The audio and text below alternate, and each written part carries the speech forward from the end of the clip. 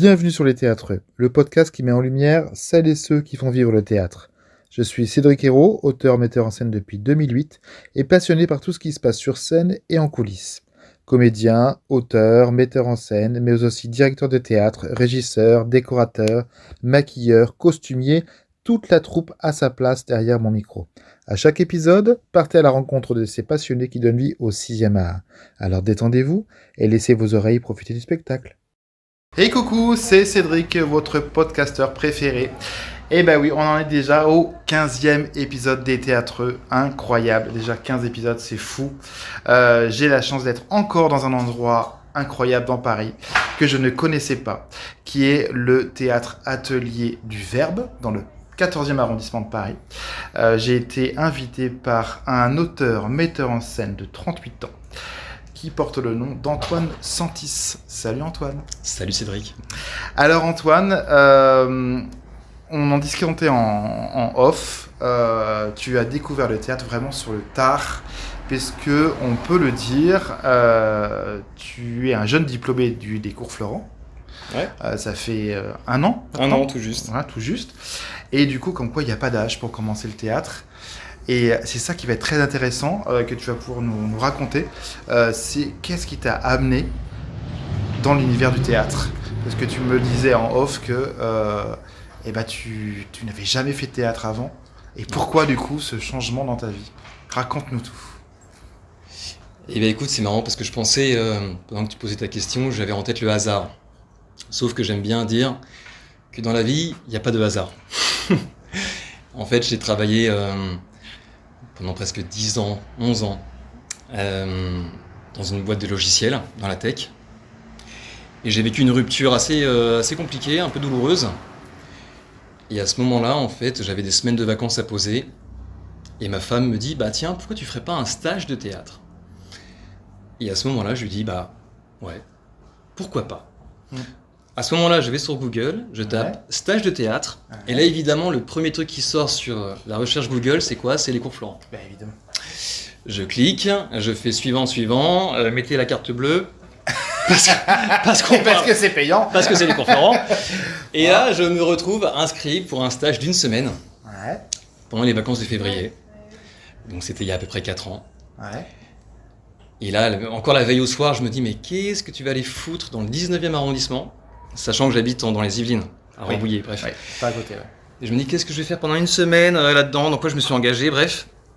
Donc, je me pointe à ce stage. Et là, je me prends une grosse claque. Une grosse claque dans la gueule. Et je me dis, putain, j'adore. J'adore ça. Et donc je tombe sur une prof de théâtre assez exceptionnelle qui nous fait bosser Tchekhov. Elle me donne le rôle de Platonov. Et je découvre un univers. Je découvre un auteur et je découvre beaucoup de choses en fait qui m'ont manqué dans ma vie professionnelle. Notamment cette gestion des paradoxes qu'il faut... je pensais à ça tout à l'heure. Le fait d'être vrai, tu vois. En soi, le théâtre, tout est faux, tu vois. Mais, sur le moment présent, tu peux pas tricher. Si tu triches, ça marche pas. Être vrai, être authentique. Et aussi, un truc qui m'a beaucoup touché, c'est-à-dire que si tu veux être bon, si tu veux être fort, en fait, paradoxalement, il faut être faible. Il faut aller chercher au fond de soi la vulnérabilité. Des concepts qui m'étaient un peu étrangers, tu vois. Et là, je me prends ça en pleine gueule. Et je me dis, waouh, j'adore. Je veux continuer. Et je découvre après coup que ce stage, en fait, est le moyen d'admission à l'école. Donc, j'apprends par la suite que je suis admis à l'école. Donc, je quittais mon job. J'étais en plein bilan de compétences et je me pose la question, tiens, est-ce que je ferais pas une folie ? Est-ce que je n'ouvrirais pas une parenthèse dans ma vie pour intégrer cette école ? Et là, ça va très vite, hein. Tu fais 1 an, 2 ans. Après, ça tire un peu. Hein. Toi, au bout de 2 ans, tu dis bon, et au final, j'arrive en 3e année et voilà. Trop bien. Trop bien. Ouais. Mais c'est incroyable ça. Ce déclic, alors en tout cas, rappel, donc tu as 38 ans, les cours Florent, ça dure 3 ans, ça fait donc du coup, ok, donc tu avais 34 ans quand tu t'es dit tiens. Ouais. Euh, un simple, bah tiens, tu devrais t'inscrire au théâtre, ok, pourquoi pas. Ouais. Tu le fais et boum. Et Et bon. la révélation. Et la révélation. Et jamais t'as fait de théâtre avant. Jamais. Jamais. Et même étant petit, même étant toi. Non, j'avais fait du scoutisme. Ok, rien à voir, mais effectivement. Ouais, mais tu sais, il y a le côté veillé, bout en train. Il y a le côté troupe aussi. Ouais, le côté. Bon. Mais non. Ouais. Drôle quand même. Mon expérience de la scène est très très limitée. Et ma culture théâtrale très très faible. J'ai pas beaucoup de souvenirs d'avoir été beaucoup au théâtre avec mes parents. J'habite un peu en province, donc non, une culture très faible. Et là, du coup, je redécouvre des textes. Moi qui ai beaucoup souffert à l'école, tu vois, évidemment, j'ai étudié Andromaque, j'ai étudié Don Juan, j'ai étudié ces pièces-là à l'école, et en fait, ça m'intéressait pas. Et là, tout d'un coup, là, je commence à relire ces textes, et je me dis, waouh! Je me dis, putain, c'est incroyable, ces gars-là. Là, t'étais passé à côté d'un truc à l'époque. C'est des siècles et des siècles avant Freud, avant la psychologie, et en fait, ils avaient une conscience de l'âme humaine, de ce qu'est l'homme, Donc je redécouvre tous ces textes, et je me dis, putain, j'adore. Mm. Donc c'est aussi la découverte d'auteurs. Aussi. Ouais. Tu vois, je découvre donc Tchekhov, pareil, je découvre ses textes, et je me dis, il raconte une histoire, une dramaturgie, mais derrière, il y a toute une connaissance de l'homme qui, moi, du coup, me passionne. Et donc, effectivement, ouais, 3 ans d'école, et me voilà. Magnifique. Te voilà dans un atelier, alors que je ne connaissais pas. Pourtant, le 14e, je l'ai vu en long, en large, en travers. Mais je ne connaissais pas ce lieu. Est-ce que tu peux nous raconter un peu et nous décrire, parce que les gens, évidemment, ne peuvent pas voir à quoi ça ressemble. En tout cas, on les invite à venir, en tout cas, parce que le lieu en vaut la chandelle. Mais est-ce que tu peux nous raconter pourquoi tu es ici? Ouais. Qui dirige cet endroit? Comment ça se passe? Alors, l'atelier du Verbe, c'est un lieu de répétition. Enfin, en tout cas, c'est là que je répète avec ma compagnie depuis un bout de temps, parce que donc, j'ai écrit et mis en scène un spectacle qui s'appelle Relationship. Et donc, c'est là qu'on répète. C'est pas très grand, hein, mais c'est un super plan pour répéter, c'est pas très cher. Donc c'est dans le 14e, et c'est dans son jus. Ça appartient à Daniel, qui, je connais pas son âge, mais voilà, qui a un certain âge, et On ne dira pas son âge. qui est une personne adorable, et qui gère cet endroit, et c'est vraiment chouette, hein. Il y a une estrade, et ça nous permet de répéter. Tout simplement parce que le théâtre, c'est beaucoup de répétitions. Et oui, bien sûr. Pour pouvoir arriver à lâcher prise le moment venu. Ouais. Parce qu'il y a aussi cette dimension qui m'a beaucoup touché, c'est de lâcher prise. C'est très compliqué, hein. À 34 ans, de lâcher prise. C'est un concept compliqué. Je crois que c'est difficile de commencer le théâtre quand même tard. Et moi, ça m'a demandé beaucoup d'efforts d'arriver justement à avoir ce lâcher prise. Mais je crois que les répétitions permettent ça. Est-ce que tu peux nous raconter un peu qu'est-ce que tu faisais avant de commencer le théâtre? Alors avant de commencer le théâtre, donc j'ai travaillé pendant presque 12 ans dans une entreprise de logiciels, une entreprise familiale, où j'ai occupé différents postes, poste de commercial, puis je suis passé manager, et j'ai fini directeur du marketing et de la communication. Donc j'ai vraiment eu l'occasion d'expérimenter différents métiers. C'était chouette. Non, c'était vraiment une belle expérience. Après, voilà, j'ai vécu une rupture un peu douloureuse, où justement, c'est un peu ce dont traite la pièce, notamment les difficultés de communication, les difficultés de relation, le flou que peuvent entretenir certains managers, qui fait que pour beaucoup de collaborateurs, c'est compliqué de savoir quelles sont les véritables intentions. Et effectivement, la perte de confiance qu'on peut vivre.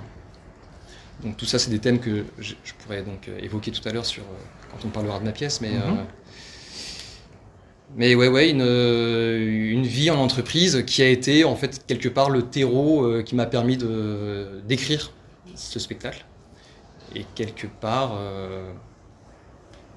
ouais, c'est comme c'est un monde que je connais bien. Ça a été assez simple d'écrire là-dessus. Ouais. Donc on parle d'une rupture de contrat conventionnel entre eux-mêmes, c'est Ouais, ça, ouais, j'ai eu une rupture conventionnelle. Ok. Sauf que je l'ai pas vu venir. Et tu sais, c'est des sujets de réorganisation où en fait on te laisse un peu dans le flou et tu as l'impression de revenir à la case départ. Tu sais, tu construis pendant des années Et un jour, on te dit, en fait, non, tout ce que tu as fait, en fait, c'est pas ça, en fait. C'était pas ça le projet. Bref. Mais on veut t'amener sur autre chose, mais c'est pas très clair. Enfin, en tout cas, et c'est pas tant le sujet. En fait, ce que ça m'a révélé, c'est que finalement, le vrai sujet de fond, c'est pas tant la réorganisation, les sujets professionnels, le boulot, que finalement la relation.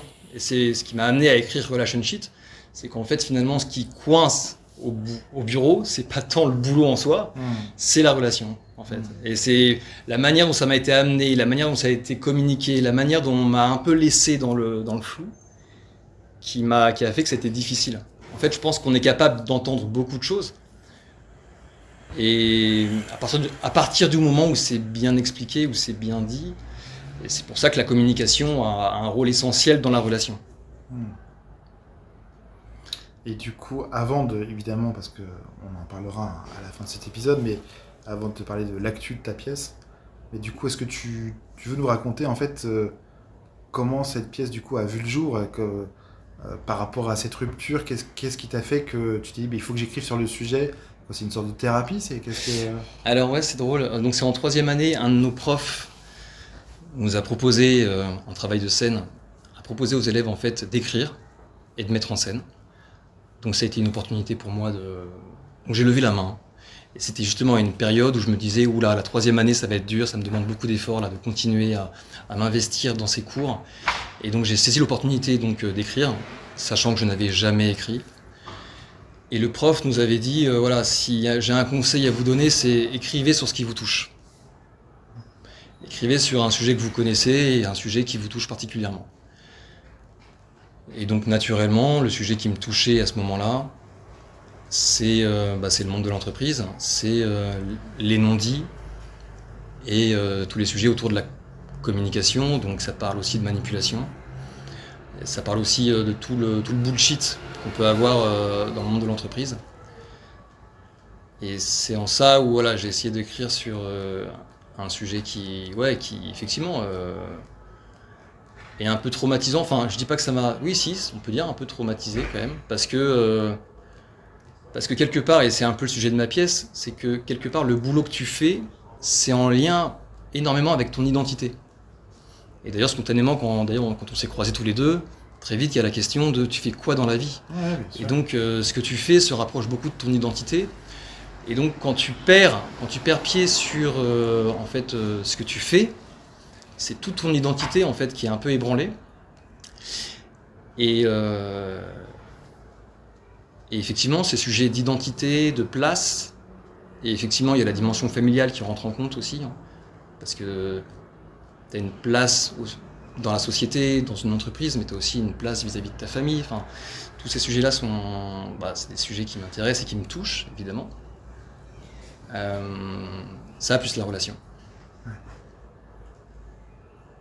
Très intéressant. Du coup, c'est quoi ? C'est une tragédie ?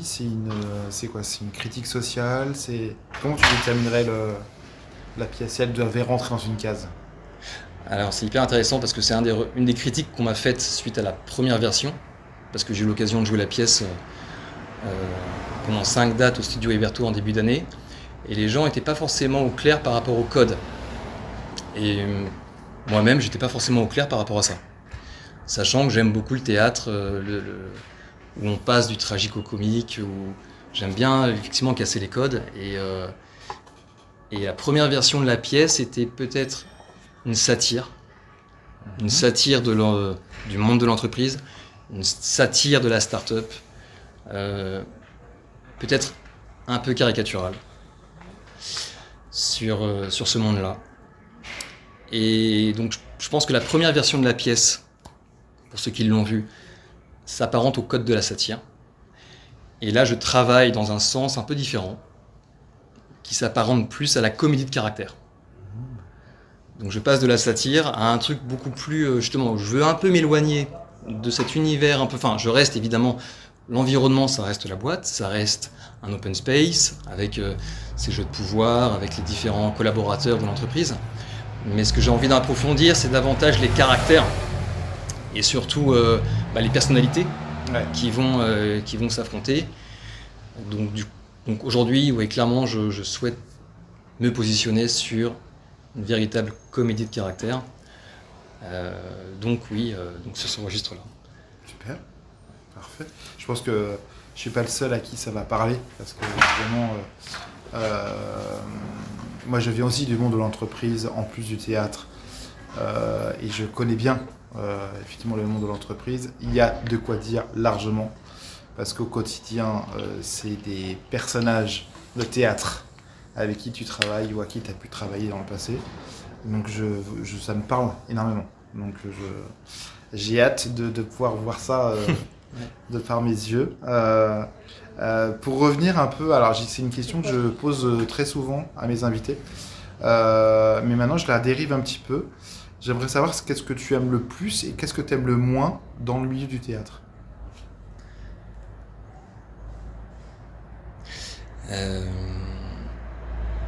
Alors c'est compliqué parce que, encore une fois, j'ai du mal à... En fait, c'est un milieu que je connais mal. À vrai dire, je suis un peu un... Tu vois, j'ai ouvert la porte, j'ai vu de la lumière et je suis un peu rentré par effraction.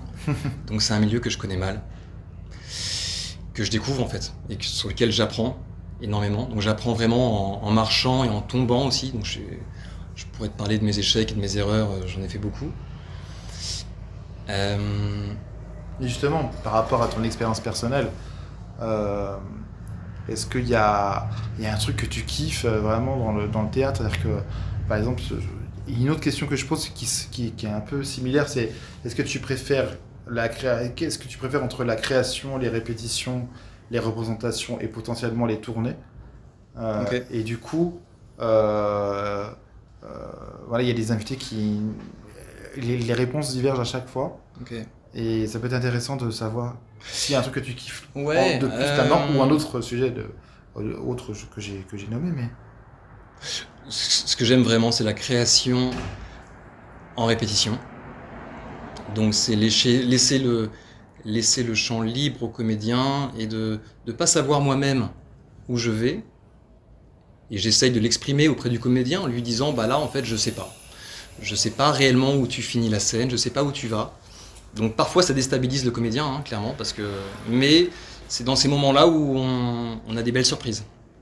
Et en fait, je crois que ce que j'aime au théâtre, avant tout, c'est les surprises. ouais. C'est l'inattendu, ouais, c'est clairement ça. Et donc dans ce travail de répétition, on obtient cette surprise. Et donc du coup, ce que j'aime moins, en tout cas ce que j'ai eu des difficultés ce qui était difficile pour moi, c'est la première représentation. Ça, c'était douloureux.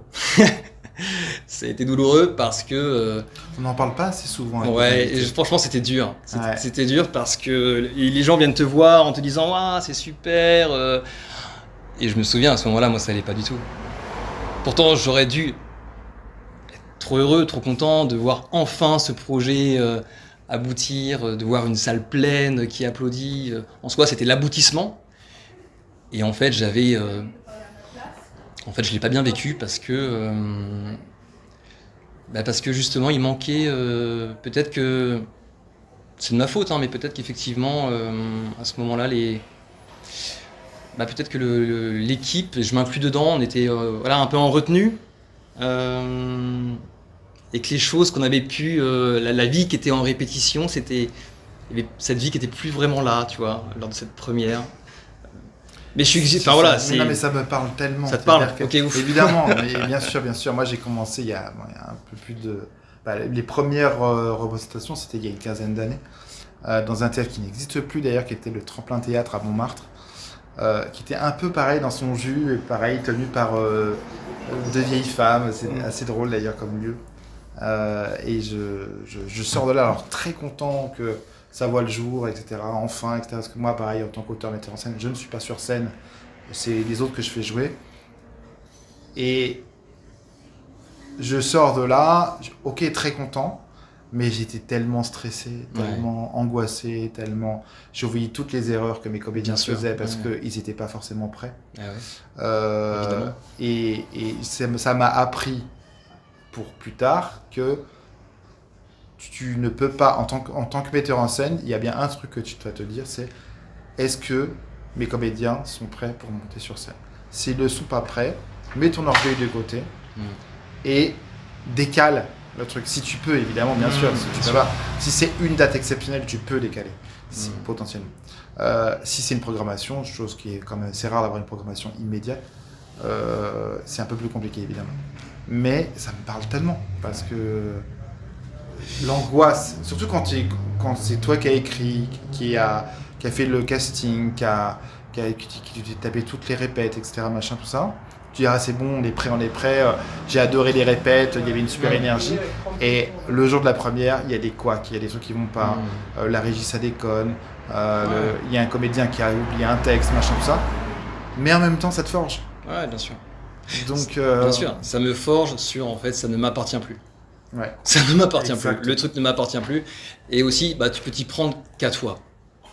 Moi, j'aime bien aussi le principe de responsabilité, c'est-à-dire qu'en fait, en fait, c'est pas la faute de tes comédiens, c'est de la tienne quelque part, tu vois. T'es le responsable de la pièce, donc oui, c'est ta faute. Mais après, ça t'appartient plus mais après voilà, ça s'est rodé au fur et à mesure.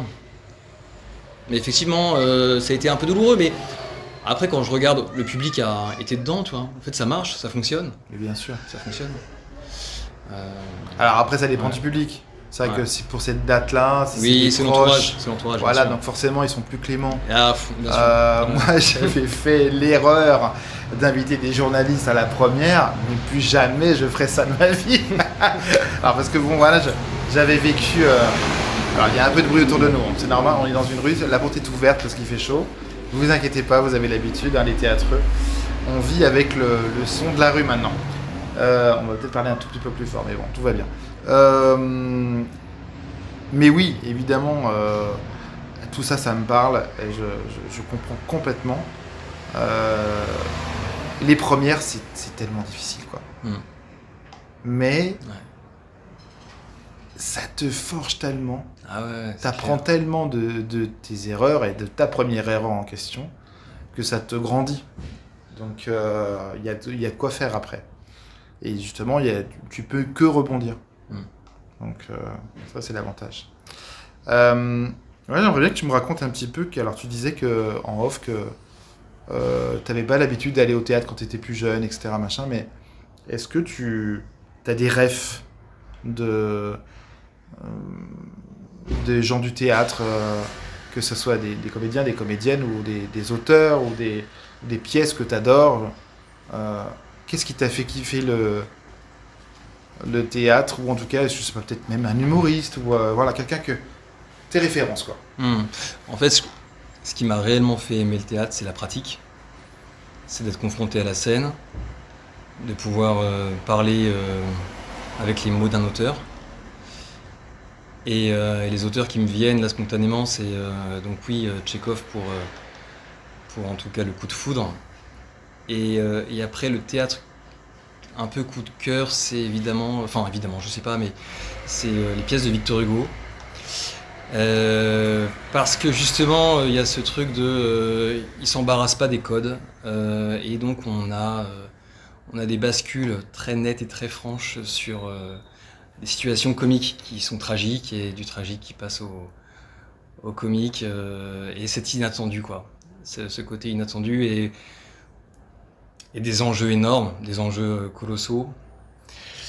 Et d'ailleurs, c'est en ça où je retravaille ma pièce avec cette... je reviens aux fondamentaux, ce qu'on voit en première année de théâtre, donc ce qui est la base du théâtre, les enjeux. Et effectivement, le théâtre de Victor Hugo regorge d'enjeux. Et donc, les pièces que j'ai été voir récemment, Marie Tudor, Ruy Blast, et Lucrèce Borgia, qui a été joué récemment à la Comédie Française. Sinon, évidemment, les pièces de Michalik où j'aime en fait cette sobriété, beaucoup de sobriété, et laisser une grande place à l'imagination. Et donc, du coup, tu me parles de ref, je me suis beaucoup inspiré j'ai beaucoup lu Peter Brook. Et donc tu n'es pas le premier invité à citer. Ouais, il y a toute une philosophie en fait derrière. Donc le plateau vide, et comment tu fais naître un truc presque sacré et d'invisible en fait, quelque part sur scène. Uniquement par l'imaginaire. Ouais. Et il y a quelque chose que tu n'expliques pas, un truc totalement irrationnel. On est assez proche d'un... Ouais, c'est comment tu fais naître la vie à partir de situations, et il y a un truc qui nous appartient plus. On parlait du lâcher prise, et effectivement, ouais, j'essaye, donc ouais, je lis pas mal. En tout cas, mes références en termes de littérature, ouais, ça va être Peter Brook. Ouais. Super, trop bien. Est-ce que tu peux nous raconter, parce que du coup, avec les cours Florent, tu as forcément eu une première expérience sur scène. Ouais. Est-ce que tu peux nous raconter comment ça s'est passé? Et dans quel contexte? La première fois que tu es monté sur scène. Non, en fait, ouais, la première fois, donc c'était sur du Tchekhov. Donc évidemment, très en force, tu vois. Très dans le surjeu, très dans la démonstration, dans la fabrication. Et mes profs se sont acharnés à déconstruire ça, à essayer de me dire arrête de fabriquer, arrête de nous montrer, vis-le de l'intérieur. Essaye de le... Ouais, c'est ce qui me vient. Et pendant que tu me posais ta question, je réfléchissais en troisième année. Donc en troisième année, tu penses un peu tout connaître, tout gérer. Tu crois être bien savoir les choses. Et je jouais une pièce de Labiche ou de Feydeau, bref. Et c'était catastrophique. Je devais jouer un vieux, et en fait j'étais censé faire rire. En fait la situation devait être drôle. Et c'est très très dur de vivre une situation où tu essayes de faire rire et ça marche pas. Parce que sur le papier c'est censé faire rire et toi t'es là et tu te dis putain mais qu'est-ce qui va pas, qu'est-ce qui marche pas, comment, c'est très très... Mais... Aïe, aïe, aïe, aïe. Non, sinon, ouais, après, le dernier spectacle qu'on a réalisé, c'était la tragédie grecque. Ah, donc, sympa, ça aussi. Ouais, c'était Sophocle. Trop bien de travailler des textes qui ont presque, je sais pas, 3000 ans, quoi. Bah, ouais. 2500 ans, on va dire. C'est fou. Et ouais, jouer Crayon, jouer des personnages qui ont traversé l'histoire. Donc ouais, chouette. Trop bien. Ça va être intéressant, c'est que alors, je pose toujours la question, mais j'ai de moins en moins de réponses. Alors que je te pose quand même la question. Est-ce que tu as une anecdote à nous raconter qui s'est passée sur ou en dehors de scène? Un truc drôle ou pas, hein, ou un truc qui s'est passé, ou en tout cas que tu penses toujours.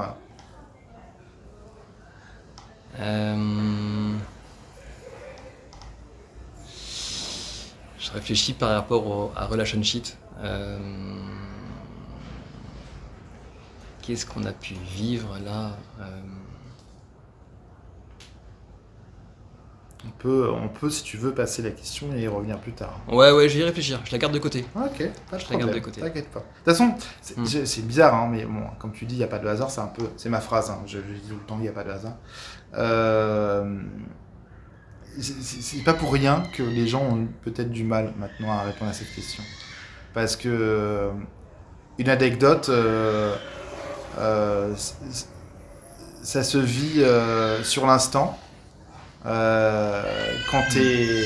Ah, il y a un petit public qui passe en 4 roues. Bonjour jeune homme.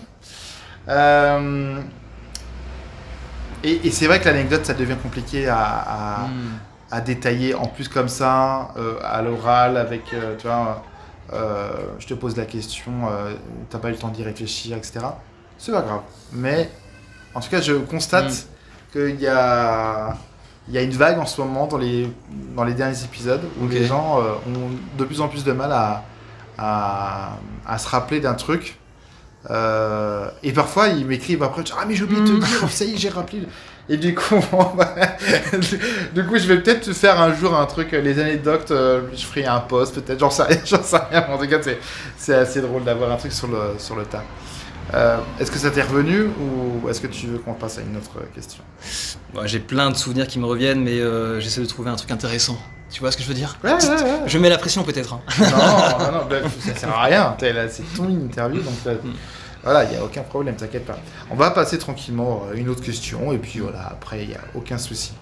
Euh, Moi, j'aimerais bien connaître ton ou tes conseils pour quelqu'un qui a ton âge, ou plus vieux, ou plus, voilà, ou même plus jeune, on s'en fout, mais de, le conseil qui fait que bah, tu n'étais pas dans le monde du théâtre et sur le tard, tu te dis, bah en fait, c'est mon truc.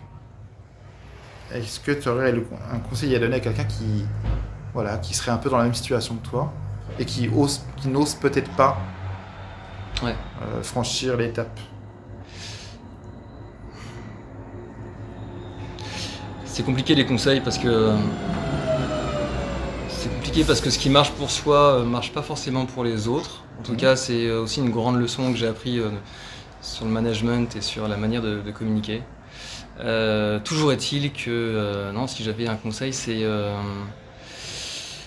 d'essayer de travailler l'écoute, mais l'écoute, enfin c'est assez bizarre ce que je vais dire, mais c'est écouter la petite voix à l'intérieur. Ouais. Pareil, hein, c'est un truc qui est pas très rationnel, hein, donc pardon pour ceux qui ont des esprits un peu cartésiens, mais je pense que dans le monde du théâtre, on peut se comprendre par rapport à ça. Ouais.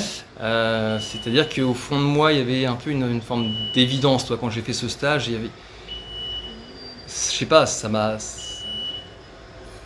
paru une évidence. Et Ouais. après, en revanche, il y a ce truc de il faut refaire des choix. Toi, tu refais des choix et tu es tenté d'abandonner, tu es tenté d'arrêter, tu es tenté de te dire ça n'a pas de sens, je m'embarque dans un truc qui est beaucoup plus grand que moi, je sais pas où je mets les pieds, je sais pas où je vais, c'est le brouillard.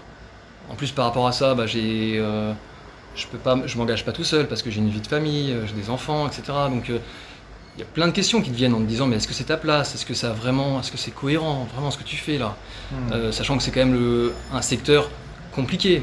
Quand je dis compliqué, bah oui, c'est pas simple. Enfin, je veux dire, le modèle économique est dur, la concurrence est présente, enfin bref.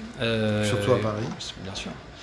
Donc, donc c'est important de prendre le temps, de faire le silence en fait quelque part, le silence autour de soi, le silence extérieur, pour revenir sur soi et se poser les questions. En fait, qu'est-ce qui est important pour moi? Qu'est-ce qui compte pour moi? Et parce que des doutes on en a, des doutes on en a, et d'ailleurs j'en ai encore aujourd'hui. Je me posais, il y a ce syndrome un peu de l'imposteur, de se dire en fait quitter pour écrire, quitter pour mettre en scène, c'est quoi ton expérience, qu'est-ce qui te permet de faire ça? Et en fait revenir sur ok, qu'est-ce que je veux défendre en fait, c'est quoi mon propos, pourquoi je fais ça? Donc en fait la question essentielle c'est pourquoi. Pourquoi? Quitte à se poser 5 fois la question du pourquoi, pour aller chercher au fond, quelque part, et on en revient à la base du théâtre, qui est l'enjeu. En fait, c'est quoi mon enjeu? C'est quoi mon enjeu? Et pour ça, se poser la question du pourquoi. Pourquoi? Ok, j'ai un truc à défendre. J'ai un propos, j'ai une cause qui me tient à cœur. J'ai une idée, une valeur à défendre. Est-ce que maintenant que c'est ton métier passion, on peut dire ça comme ça, tu regrettes de ne pas avoir fait du théâtre plus tôt? Tu aurais voulu faire du théâtre finalement? Ouais, bien sûr. Ouais. Ouais, parce que je me suis longtemps cherché. J'ai tenté plein d'expériences, plein d'activités. J'ai fait de l'équitation, de la guitare, j'ai fait de la peinture. Au fond, il y avait ce besoin en moi de créer. Donc, oui, j'aurais bien aimé découvrir ça plus tôt. Et effectivement, ça a été pas simple d'apprendre ce lâcher prise, cette vulnérabilité sur le tard. Maintenant, voilà, je sais pas, je me dis, je l'ai fait quoi. Ouais, bien sûr. Et que si c'était comme ça, c'est que ça devait être comme ça. Bah ouais. Ouais. Tout à fait. Pas de hasard. Exactement. Et alors, je détourne un peu la question, c'est que Euh, J'aimerais savoir comment ça se passe, parce que ça, on n'en parle pas, j'en ai eu plein, les invités qui ont fait des cours Florent. Mais comment ça se passe, les cours Florent, quand on a 34 ans et que les autres sont beaucoup plus jeunes que soi? Quelle est l'ambiance? Comment ça se ressent? Est-ce qu'on voit la différence d'âge? Comment on se sent vis-à-vis des autres, vis-à-vis des élèves, vis-à-vis des profs, vis-à-vis Non, mais un extraterrestre. Un extraterrestre parce que pas la même vie, pas le même contexte. En fait, moi j'ai 5 enfants, tu vois. Ah oui. Donc déjà, oui, tu vois. Vache, T'es ravi. t'as pas chômé. Non, j'ai pas chômé. Donc tu vois, pour un étudiant de... T'as déjà une troupe de théâtre à toi tout seul. Ouais, c'est ça. Pour un étudiant de 18 ans, bon bah voilà, c'est pas la même vie. Ce qui est pas évident, c'est qu'on n'a pas le même rythme de vie. Donc c'est pas facile toujours de s'accorder. Mais ce que je retiens, c'est quand même, quand tu es sur un plateau de théâtre, il n'y a plus de hiérarchie, il n'y a plus d'âge. On est tous à la même enseigne. On est tous à la même enseigne, et ça, c'est assez incroyable de se dire que, bah ok, là tu joues avec un jeune de 18 piges, potentiellement il a presque 20 ans de moins que toi. Et pourtant, vous êtes égaux. Et que potentiellement, ce qu'il fera sur scène aura, je sais pas... Ouais. Et, lui, il va proposer des choses peut-être beaucoup plus intéressantes que toi, et qu'en fait, il n'y a pas de... On est logé à la même enseigne. Tout pareil. Il n'y a pas d'ego. On en parle souvent de l'ego au cours Florent quand même. Comment ça se passe, ça? Alors, justement, moi je crois que... Ouais, là, ma chance peut-être, c'est qu'effectivement, je suis pas tombé là-dedans. Je suis pas tombé là-dedans et j'ai pas l'impression de l'avoir vraiment vécu. Non, je suis tombé dans des groupes où c'était plutôt sain. Ouais, franchement, j'ai pas... Bon, évidemment, t'as toujours des petites frictions, normales, tu vois, mais... Bien sûr. Et pour le coup, ouais, non, ça m'a pas choqué. Ouais. Trop bien. Ouais.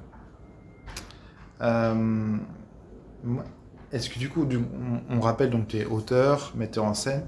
Est-ce que tu écris tout seul? Est-ce que tu écris avec d'autres personnes? Est-ce que tu souhaiterais travailler avec d'autres personnes? Comment ça se passe? Alors j'ai écrit ma première version seule, qui était bien, hein, mais qui avait des faiblesses. Et donc pour la deuxième version, j'ai eu besoin d'un regard extérieur. Et donc j'ai demandé à 2 personnes en l'occurrence de m'aider dans ce travail de réécriture. Tu veux les citer? Ouais, je peux citer David Motta qui m'a pas mal aidé justement sur la mise en scène, et Elena qui m'a apporté un vrai... en fait, qui m'a aidé à clarifier en fait les scènes, notamment les enjeux des scènes. J'avais tendance à mettre trop de choses dans les scènes, tu vois. Et il y a eu ce travail, ok, en fait on simplifie, pour simplifier les choses pour le comédien et simplifier les choses surtout pour le spectateur, pour qu'en fait ça soit lisible et plus clair. On sait ce qui se joue, on sait ce qui se passe, la situation est plus claire, et sans mettre des obstacles. Et c'est vrai que j'avais tendance à mettre un peu des chicanes pour le comédien, donc il devait faire ci, faire ça. J'ai cette tendance effectivement à apprécier les trucs un peu inattendus et les parcours un peu surprenants, mais c'est pas pour simplifier le jeu de l'acteur. Donc j'ai fait ce travail de réécriture aussi pour que chaque scène puisse être un échelon et travailler pour que chaque scène puisse s'enrichir de la précédente. Et dans la première version, il y avait ce truc de succession de scènes. Donc ça faisait un peu succession de scénettes, alors qu'en fait il faut que chaque scène puisse se nourrir de la précédente. Donc mon travail de réécriture a été d'une part de clarifier et simplifier les enjeux de chaque scène, et en même temps faire en sorte que chaque scène puisse se nourrir de la précédente. Je sais pas si ça te parle. Si, carrément, bien sûr. Évidemment, ça me parle. Et aussi réécrire... De couper des trucs, d'aller dans la simplicité, de se rendre compte qu'on a écrit 10 pages de trop, qui veut dire sensiblement la même chose, parce qu'on tourne autour du pot alors qu'en fait, il n'y a pas besoin. Il y a besoin d'aller direct. Et puis surtout, à Paris et même en province, on vous demande de jouer 1 heure de spectacle. 1 heure, 1h10, 1h30 grand max dans certains théâtres. Mais il faut savoir raccourcir. On n'est plus au 19e ou 18e siècle où les pièces duraient 3 heures et que, voilà. Et il y a aussi des choses qui étaient claires pour moi et qui étaient un peu en mode sous-entendu, tu vois. Et plusieurs fois, j'ai été challengé, mais en fait, le public, il le sait pas, ça, donc faut que tu sois plus explicite. Or, comme un des thèmes de ma pièce, c'est le non-dit, toi, il y avait ce dilemme de oui, mais j'ai pas envie de révéler trop de choses. Oui, mais en même temps, là, on sait pas. Donc, on a besoin, le public a besoin de savoir, en fait, qu'est-ce qu'il en est. Bien sûr. Est-ce qu'il est marié? Quelle est sa situation, etc. Donc, ce travail de réécriture est aussi peut-être je défends davantage mes personnages.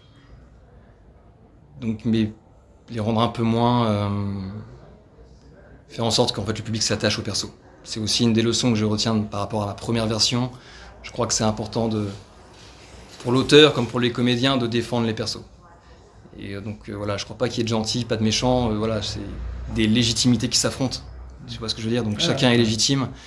Et donc il faut aussi que dans le texte, on puisse soutenir, défendre le personnage.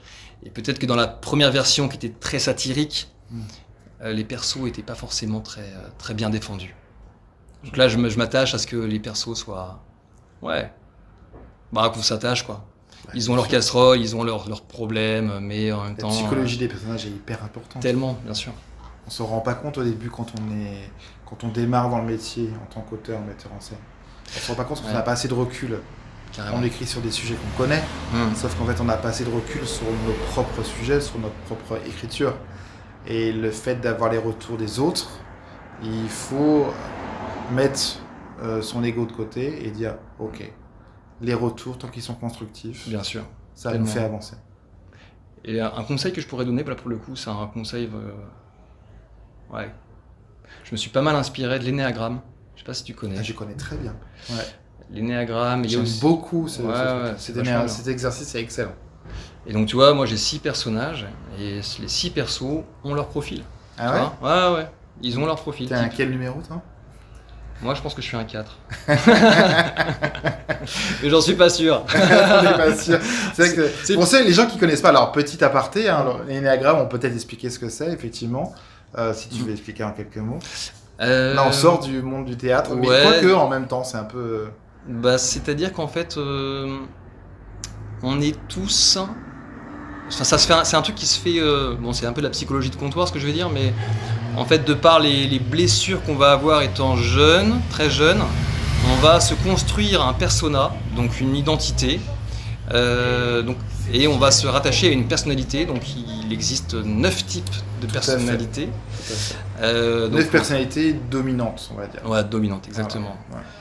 Et donc on a, pour en citer quelques-uns, on a le perfectionniste, on a l'aidant, on a le battant, on a le conquérant. Bonjour. Ah, excusez-moi, donc, du coup, il y a un enregistrement encore, ne quittez pas.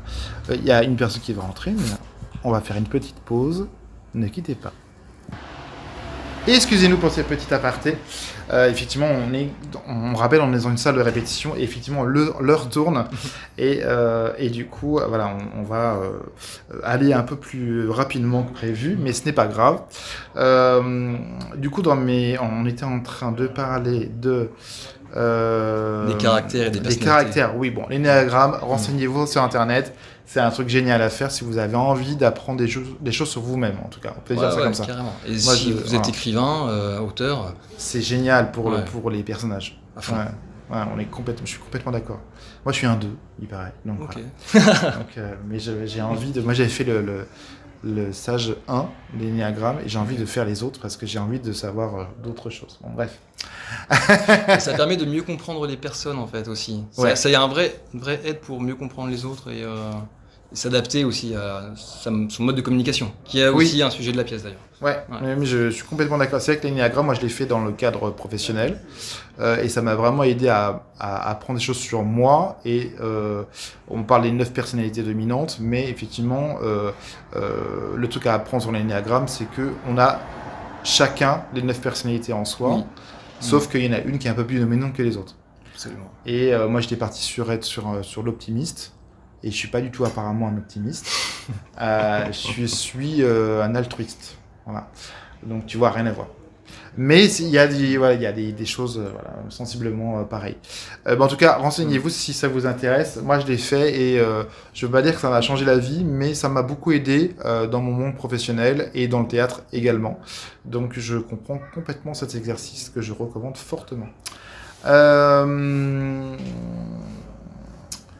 Rappelons-le, du coup, auteur, metteur en scène, avec une formation de comédien.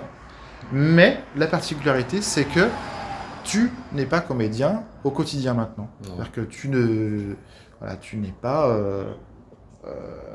n'es pas sur scène. Est-ce que ça te manque ou est-ce que simplement ton kiff c'est vraiment d'être un peu plus dans l'ombre? Comment ça se passe pour toi?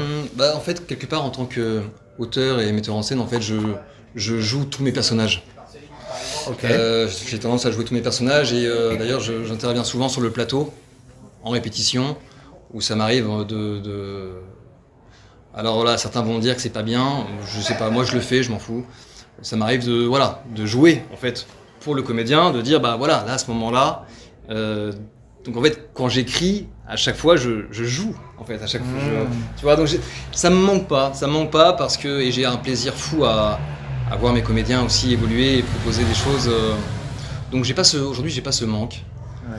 Et en fait, Mais si du jour au lendemain on te propose un rôle, le rôle de ta vie, est-ce que tu... ouais, à fond. Très très chaud. Mais d'ailleurs, toi, j'ai même pensé à reprendre un rôle de ma pièce. Ouais. Parce que il a fallu que je change ma distribution. Dernièrement, tout récemment, et je me suis posé la question, tiens, est-ce que c'est pas l'opportunité pour toi, là, de reprendre ce rôle? C'est un rôle intéressant, il est riche, complexe. 18 représentations au studio Héberto, enfin bref, sur papier, c'est top. top. Mais pourquoi non? Tu sens qu'il y a un nom derrière. Ouais, non. Je crois qu'aujourd'hui, j'ai pas encore la capacité à pouvoir me mettre en scène moi-même. Ah. Ouais. Enfin, il me faudrait, dans ces cas-là, il me faudrait vraiment un assistant, ouais. Tu vois. Ouais, j'avoue. Après, ça peut être une solution, mais. Mais j'y ai songé. Je me suis dit, tiens, c'est peut-être l'opportunité ou jamais là de pouvoir y aller. Ouais. Et ça m'a titillé un peu et finalement là, j'ai recruté un jeune comédien qui est pas si jeune d'ailleurs, enfin qui sort et qui fait très bien le job. Donc je suis très content. Il s'appelle Martin Pommier. Voilà, Martin, si t'écoutes l'épisode, salut. Alors justement, tu me lances une perche. Est-ce que tu peux me raconter un peu les noms de tes comédiens avec qui tu travailles actuellement? Est-ce que parle-moi un peu plus de la pièce, des rôles, et puis surtout, j'ai envie de savoir. Tu nous as raconté un peu comment tu as construit la pièce, mais est-ce que tu peux nous parler un peu plus des personnages et donc du coup de la distribution actuelle? Ouais, carrément. Alors la pièce se passe dans une start-up. Donc l'élément central du plateau, c'est un open space, sachant qu'il y a bien sûr des couloirs, des endroits où justement il peut y avoir des conversations en dehors un peu non officiel. Et donc on a deux frères, Alex et Émeric. Alex qui est joué par Antonin, j'ai peur d'écorcher son nom, Dobrowolska. Et son grand frère, donc lui c'est le CEO de la boîte, le fondateur, qu'il a monté avec son grand frère, Émeric, qui lui est CTO, donc c'est le directeur technique de l'entreprise. Ouais. Et Alex a repris les rênes de l'entreprise parce que c'est lui qui a du bagou, c'est lui qui est à l'aise, il a une prise de parole en public très facile, naturellement il a le sens du business. Depuis tout petit, c'est lui qu'on met en avant, il est charmant, il est séducteur, il a tout pour lui, il est charismatique. Et son grand frère, lui, c'est le profil un peu plus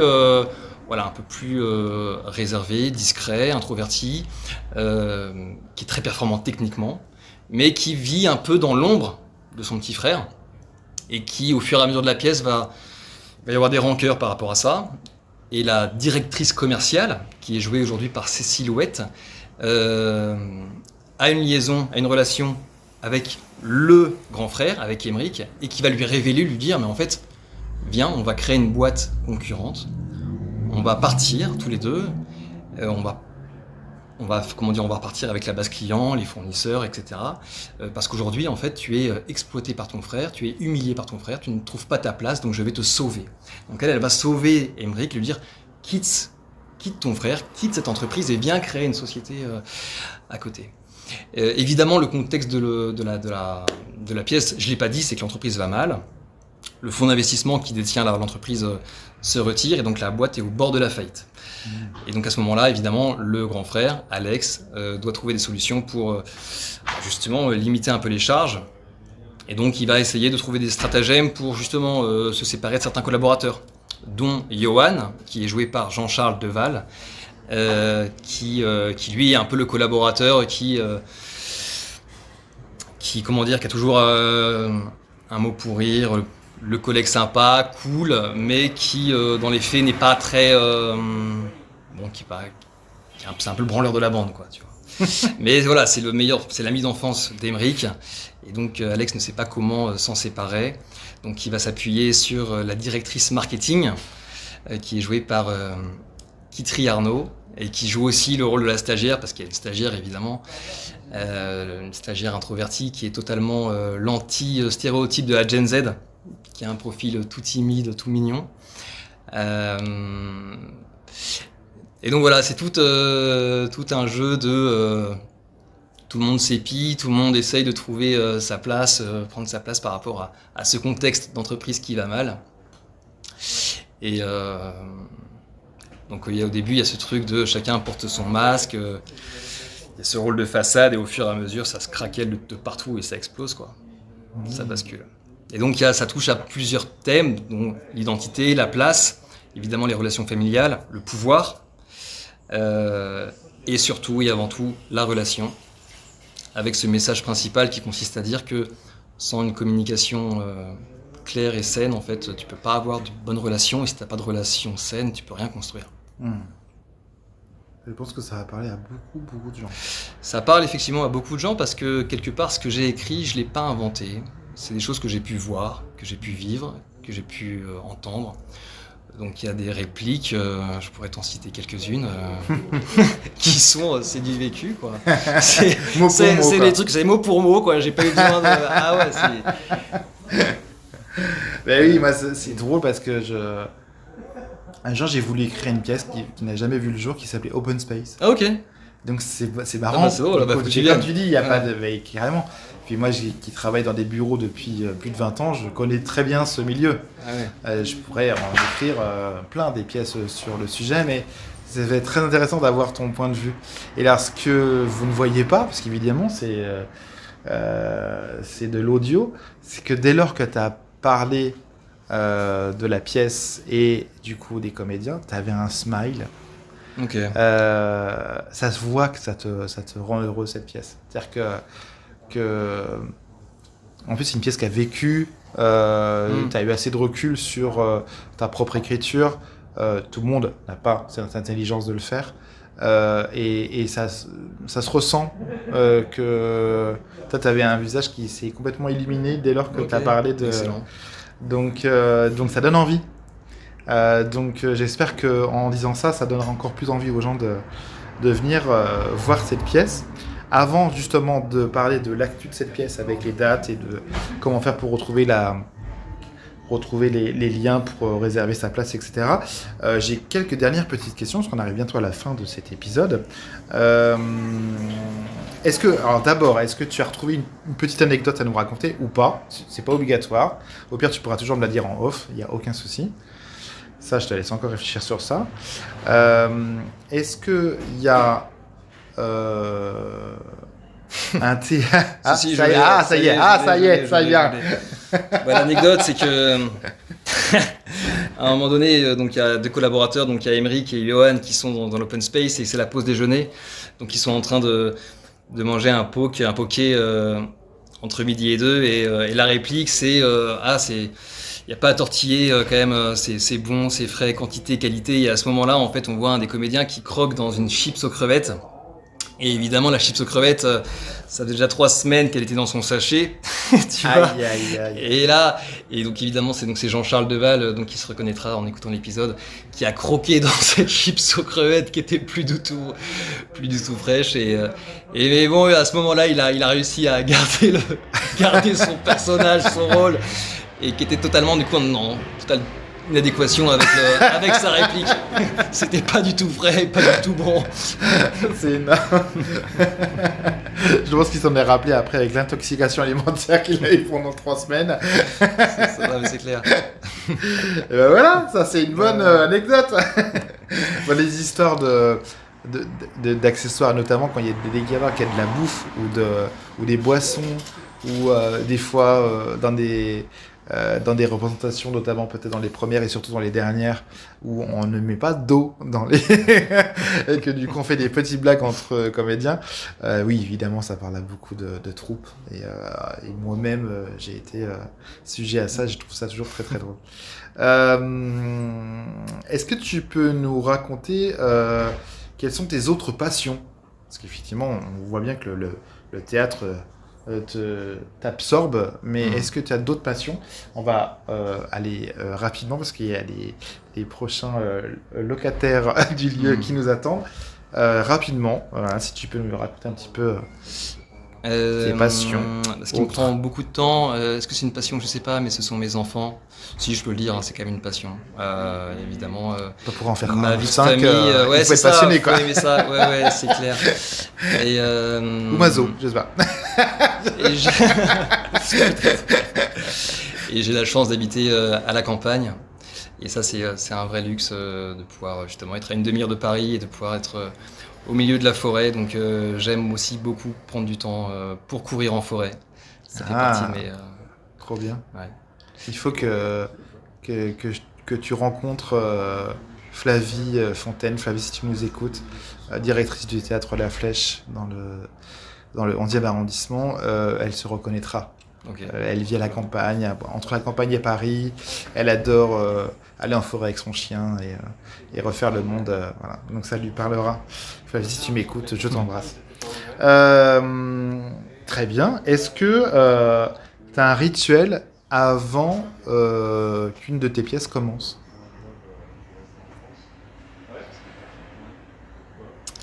Avant la représentation, tu veux dire? Ouais. Ouais. Est-ce que tu as commencé à créer une sorte de rituel avec tes comédiens? J'essaye d'avoir un petit mot, tu vois. Sachant que à côté de ça, je suis formateur en prise de parole et en communication. Ouais. Donc, je suis censé être un spécialiste dans le domaine. Mais en fait, les cordonniers sont quand même les plus mal chaussés. Et à chaque fois, j'essaie de préparer un mot impactant, etc. Mais souvent, c'est souvent très médiocre ce que je dis. Donc j'essaie d'avoir un mot, tu sais, un truc un peu genre coach qui galvanise ses équipes et qui les motive, mais souvent c'est un peu du flop, quoi. Ouais. Donc non, quelque part, parfois le silence vaut mieux qu'une parole. En communication, le silence est toujours la meilleure arme. Excellent. C'est l'heure de l'actu. Alors ça y est, tu peux te lâcher, tu peux nous raconter un petit peu plus. Du coup, rappeler le nom de la pièce, les dates, le lieu du théâtre et toutes les infos. Comment on fait? C'est très simple. Ça se joue au Studio Héberto. Ça s'appelle Relation Sheet, déjà. Relation Sheet. Ouais. Tout est dans le titre. Voilà, tout est dans le titre. Exactement. Et ça se rejoue pour la deuxième version le 17 septembre, tous les lundis, tous les mercredis, jusqu'au 17 novembre. Donc vous avez 18... grosse programmation. Voilà, 18 possibilités, opportunités pour voir... Trop bien. Voir cette pièce. Ouais. Parfait. Et qui parle évidemment à ceux qui travaillent en open space, mais pas que. Parce que dans cette deuxième version, j'essaye d'explorer des sujets universels. C'est bien ça. La pièce évolue. À fond. Mais oui, à toujours. Fond. C'est théâtre, spectacle vivant, quoi. Elle évolue carrément. Ouais, trop bien. Une V2 qui va être encore mieux. Exactement. En tout cas, c'est tout ce qu'on souhaite. Merci. Dans le métier, on dit merde. Donc voilà. Je prends. Voilà. Ben, écoute, je te souhaite que le meilleur dans cette deuxième version de cette pièce. Évidemment, je viendrai te voir avec grand plaisir. On peut peut-être rappeler, peut-être qu'il y a une page Instagram où on peut te retrouver pour potentiellement retrouver les informations de la pièce notamment, et puis les liens pour réserver sa place. Ouais, le lien Instagram c'est relationshit alors c'est pas le tiré du 6, c'est l'autre tiré, le tiré du bas. Ouais. Et Antoine Santis, attaché. Et donc pareil, hein, je commence dans le théâtre, mais je commence aussi sur Instagram, donc voilà, n'hésitez pas à vous abonner. C'est toujours bon, comptez sur moi, évidemment que je vais taguer Antoine sur les posts que je vais créer par rapport à cet épisode qui devrait voir le jour normalement fin juillet. Et oui, on prend un peu d'avance parce que c'est bientôt les vacances, donc il va falloir programmer tout ça. Merci beaucoup encore d'avoir été présent pour ce 15e épisode. Ravi d'être venu jusqu'à toi, même s'il fait une chaleur d'année. Merci Cédric. Mais merci à toi vraiment, et j'ai hâte du coup de voir tout ça et de pouvoir comparer avec ma vie de bureau depuis 20 ans. Donc, et on pourra en parler après si tu veux, il n'y a pas de problème. Vraiment, avec plaisir. Une bière. Et très bientôt, une bière, ça sera très bien. Bien fraîche, ça sera parfait. Tout ce que j'ai envie là tout de suite, là, tu vois. Merci beaucoup, et je vous dis à très bientôt. Salut. Merci d'avoir écouté cet épisode des Théâtreux. Si vous souhaitez participer ou tout simplement me contacter, n'hésitez pas à m'écrire sur ma page Instagram à les.théâtreux.podcast. Profitez-en pour commenter, noter ou en parler autour de vous. J'aurai le plaisir de vous retrouver pour un prochain épisode dans 15 jours. D'ici là, vous savez ce qu'il vous reste à faire. Allez au théâtre. À très vite.